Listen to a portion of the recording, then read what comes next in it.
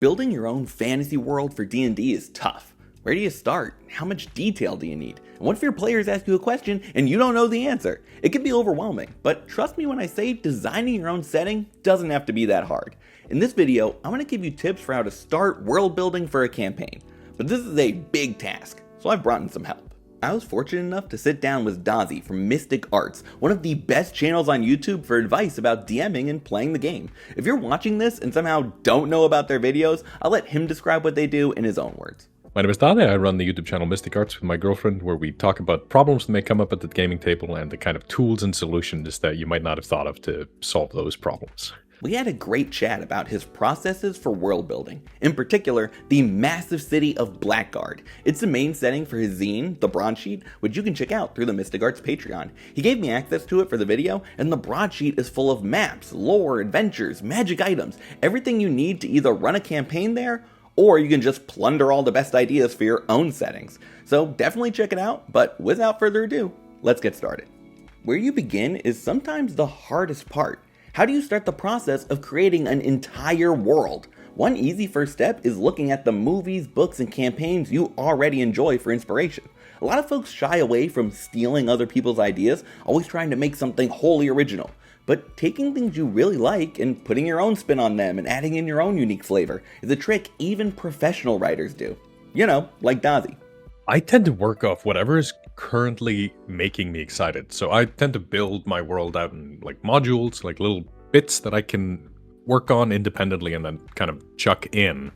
And that might be whatever is currently inspiring me, whether it's some movie I'm watching or some show that I'm into, D&D setting that I really like. Whatever's currently sort of striking your fancy, I think, is the thing you should be chasing. For me, when I started early on, it was all about I needed to figure out the pantheon because a player made a cleric and he was like, what are the gods? And I'm like, oh, well, I have to go figure that out, I guess.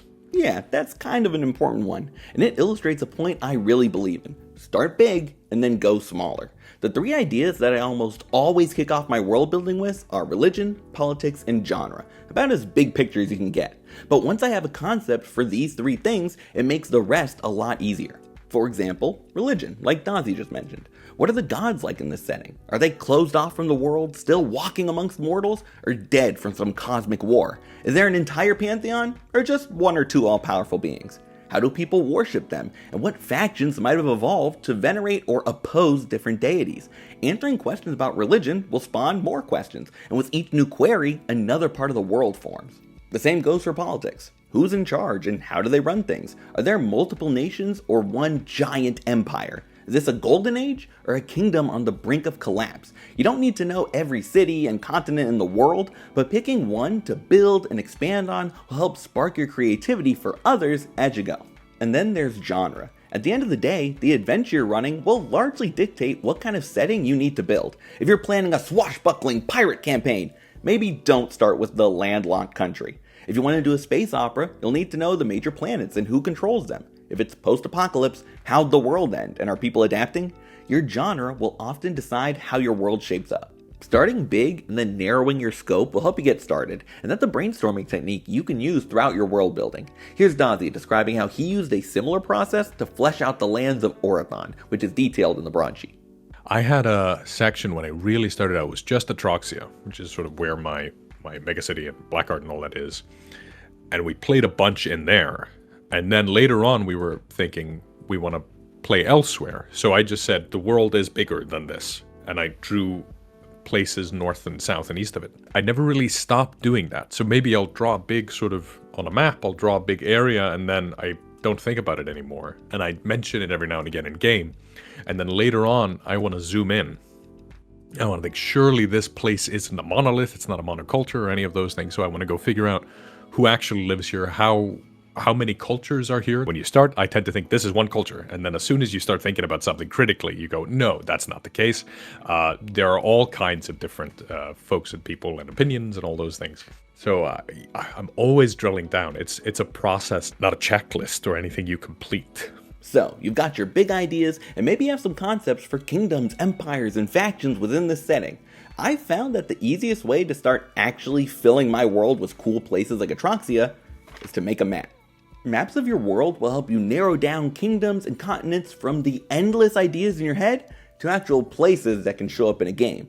One of the most insightful things I think Dadi mentioned in our chat was the idea that sometimes having too many options can actually limit your creativity, like analysis paralysis for world building. Here's how he explains it. I really value hemming in creativity. There's something to be said about, like, when you're working on a blank page, it's the enemy of all writers, because you just get this sort of sinking feeling. So when I am able to, through some kind of process, deny myself certain options, I get where I need to go a lot faster. And mapping's an example of it. You can say, okay, I want a city. As soon as I start drawing a map, I start to realize, is it coastal? Is it not? Is it, is there a river? Is there not? Where are they getting their water from? And then I start to paint streets and I go, well, this street looks really important. This is probably an important street. Now I have set myself the goal. I need to go figure out what this thing is, what the street is, what this building is. And the same goes for a continent or a kingdom. Once you start putting pen to paper, you have to actually commit to some of these ideas. But it gets even easier to then come up with new ones. Say you put a forest on the map. Well, maybe there should be a city nearby to harvest lumber. That timber has to go somewhere, so let's add a road to a coastal city where they build ships for the Navy. If that port specializes in warfare, maybe there's one up the coast that's more of a merchant town, and that could be the capital, this rich trading hub of worldwide importance. And hey, what if I put a mountain range over there? There should probably be a mining town there too, right? On and on and on. If those big ideas you came up with in the beginning are like blueprints, your maps can be the actual foundation to build the setting on. One thing Dadi stressed though was that your campaign and your world building often work in concert with each other. You're not building a map and then coming up with a story to fit it, or writing out the entire plot of the game and then being like, okay, here's a map that could work. Oftentimes, these things go hand in hand, allowing you to both come up with plot hooks, factions, and important places while building the map and being inspired to add more. Sometimes when I'm drawing maps for the broadsheets for the boroughs, because I have a map of Blackguard, but the borough maps are all brand new that I'm doing as a part of this broadsheet thing. Sometimes I'll just put in a really big house on the map, and I think, this should be here, I just don't know what it is yet. And then I have to go figure that out when I start writing the Gazetteer. But other times I know before I do the map, it has to have X, Y, and Z in it, because otherwise this has failed to meet the fantasy. So I'll think about a borough and I'll think, the bank borough, there are the banks which are controlled by the wizards, and then there is this thing with the wizard, so that means there's this anti-wizard government department. So I need those 4 things. And the more you map, the more you can begin to infer what different places are like, without writing down a single note yet. Dadi gave a really cool example of how, just based on a single railroad he put in his campaign, he was able to come up with the flavor for dozens of towns from it. I often find that story emerges out of maps. And, obviously that's true when you say it out loud, because you've read Tolkien or something where you've opened up a fantasy book and then there's a map in there and you're like, I wonder what this is going to be about. And I'll give you an example. There's rails, there are trains in Atroxia. And in northern Ariston, there's a train line that runs from Blackguard to the north of the continent. But it runs through a county, a frontier county. But there are old states that go the other way around, and they don't have the railroad. And then there's these old neighborhoods in Regent's Way and stuff like that. They have these sort of royalist, they sound like those British place names where they venerate the monarchy and stuff. Done, here's a map. And then over the course of the adventure, I realize those places that don't have the railroad are so much further from the capital in hours. Because if you go on the train, you can get to the city in a day, but if you are in Regent's Way, it might take you a week. So naturally, nobody goes there anymore. And they get more isolated, and they get more into their own royalist ideas, which means they reject the modern notion of a society of equals. And now I have a bad guy faction growing in that sort of rural community that is disenfranchised by the government. They feel like they've been rejected, but also they're the ones rejecting other people. So it becomes this sort of story vessel that allows me to figure out where the narrative is going. That's based off the map. My advice would be to start with just a map of the region your campaign will start in. Half a continent, a single kingdom, the island they've landed on. You don't want to get so bogged down in mapping every single detail that you never actually start playing. You can always leave some to the imagination, to be filled out as the campaign calls for it and your players discover it. Knowing what's in the immediate area will be a lot more relevant to the start of your game than what's across the world. Also, don't feel like you need to be a real artist to make maps. Mine are usually hand-drawn, and trust me, I'm no professional. As Dadi puts it, nobody's judging you. if you're a DM, you're not trying to impress any buyers. So you don't have to, you could take whatever shortcuts you want. Software like Hexographer or Wonderdraft or Incarnate, they all let you draw maps that look pretty fascinating. But you can also just sketch things out. For the longest time, I was running these sort of cowboy adventures, and I didn't know what the region looked like. And I just had a little notepad that I picked up, a little piece of paper, and I brought it along to the cabin, and I would just sort of go, this is where you are. And I'd sort of sketch something behind the screen. I do that all the time. You don't need things to be like RPG professional quality to play D&D. That's nonsense. As you're dreaming up all the people and places to fill your world, it's natural to wonder, where did all this come from? Drafting a setting's history is something that comes naturally to some, and is tough for others. Personally, I've never had much success writing out novels and prose to describe my world's backstory. Instead, I found simple timelines incredibly useful for keeping it all straight. It lets me get a rough idea of what's come before without needing to get it exactly down on paper. I pick a starting point, maybe the war between the gods or the deaths of an influential empire, and then decide what year it is at the time of the campaign. From there, I can start filling in important events by picking a year on the timeline where I think it best fits. And I'm not going date by date trying to think of everything that's ever happened. That's insane. But whenever inspiration hits and I get ideas for nations of old, grand conflicts, or world-altering events, it gives me a framework to place them in. It makes it a lot easier for me to then decide, well, what led to this event, and what would come next. Maybe it's things that are already in my timeline, or maybe it's something totally new. For each point, I only write a couple of sentences, enough to get across vaguely what happened, any cool bits of lore I've come up with, and how it affected the region going forward. The goal isn't to bog yourself down in so many details that you never actually play the game, but to give yourself inspiration to pull from when coming up with quests down the line. And the more you leave up to mystery, the more you can make choices later that can actually have an impact on your campaigns, rather than being tied to whatever you decided a year ago. Since that works for me, I'm sure Dadi has had a very similar experience using timelines. The first time I ever did this, I just started listing years and what happened in them, and that took ages, and I never used it, because it turns out it was just so big that I never remembered any of it. I still have that file somewhere, but I don't reference it. Sure, yeah, no, that's cool. Obviously, every DM is different, and just because an organized timeline has been really helpful for me, that doesn't mean it will be for you. So Dadi offers a different perspective, one that you'll probably recognize if you've played any of the official D&D modules. I think I was reading some WotC adventure, and, say what you will about them, but a lot of the times you realize that they have to get a lot of stuff done in a very short amount of time, very little text space. And it was the history of Omu that I remember reading in Tomb of Annihilation, where it just went, header 4, first it was a trade hub, then it was taken over by this Yuan Ti, and now it is a ruin. And each thing was one paragraph, and I went, this is enough for me to know everything I need to run 5 or 6 sessions in this setting. And that is the most useful thing now when I'm starting out, is I'll just go, a beginning, middle, and end. I made a video on this called the height, the fall, the shadow.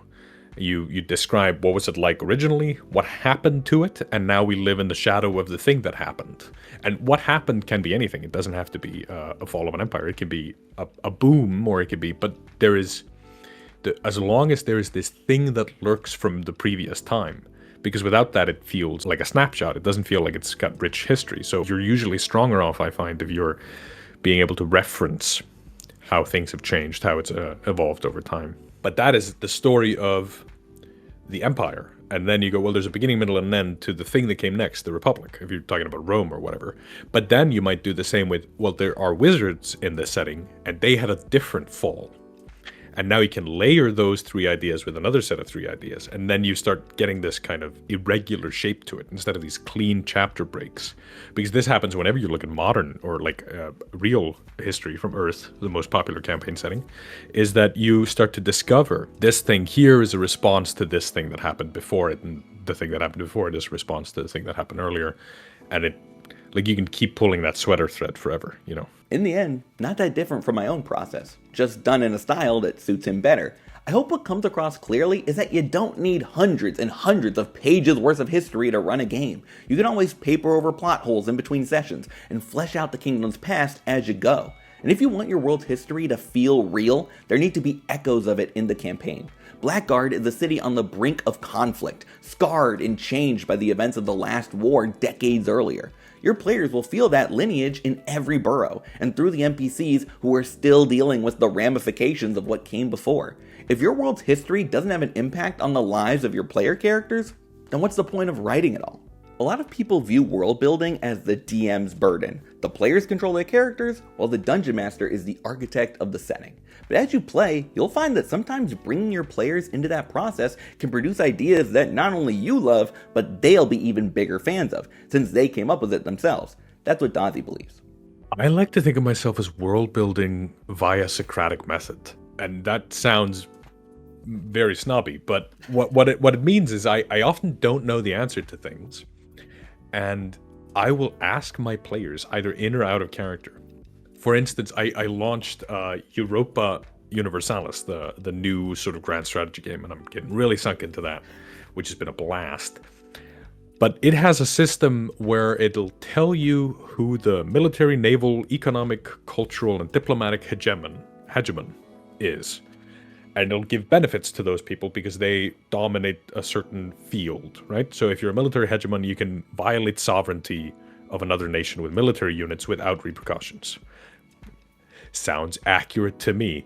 And I thought, okay, what is Orathon's military hegemon? I think it's Atroxia, but I don't know. What are the economic ones? Well, Atroxia's got a bunch of debt. So I just started asking my players, who do you imagine is the diplomatic hegemon? Who do you imagine is the cultural hegemon? And people would give me very interesting answers. And what I thought was going to be, I just want to list the 5 nations, in the end became, what is the top 5 per each of these? And I wrote that down on my thing. I don't know that I'm ever going to use that for anything other than as a way to think about my world. Right. But we all went and figured it out together. We were like, well, this place is really rich. Every time we hear about it, we hear about how rich it is. Is that the economic hegemon? And we're like, oh, it might be. It might be top 3, 2 at least, you know.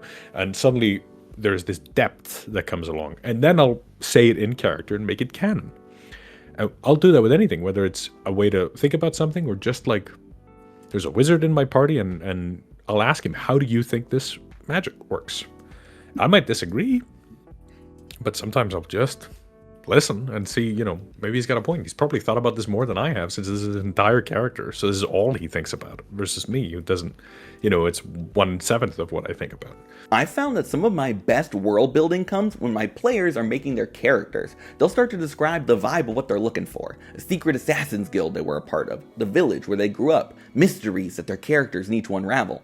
Whether they give you specifics or not, having those ideas of what your party is looking for will let you design places and factions that really speak to them, meaning they'll be more engaged in the world itself. So don't be afraid to involve them in the process. They don't have to know everything, but they'll love seeing their contributions brought up in the game. Here's maybe the most important thing you can take from this video. World building is never finished. You can always add in more history, fill out another corner of the map, come up with new people and places for your players to visit. But being done and being ready to start playing are 2 very different things. For me, I feel comfortable starting a campaign when I have these 4 things mostly figured out. Where the party will be starting, what sorts of adventures they can get up to there, an idea of the region's recent history and how it might affect things to come, a good understanding of the world's religion, not every detail, but who the gods are and how people relate to them, and a general sense of the area's politics. Who runs this town, what nation are they in, and who are their neighbors. That's it. I can keep working on the rest as we go, but your world building should never stand in the way of you actually playing. Dadi has similar ideas. For him, the adventure always dictates what he ends up focusing on.